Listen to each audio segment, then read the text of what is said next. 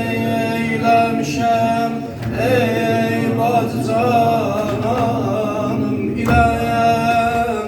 Ersike bu belada oyanan kanım ile Belə eylemişem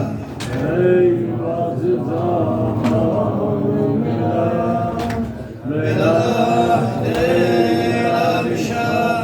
ey bacı cananım ile Ersike bu belada oyanan kanım ile Çünkü bu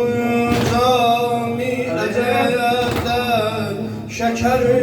şəhdin var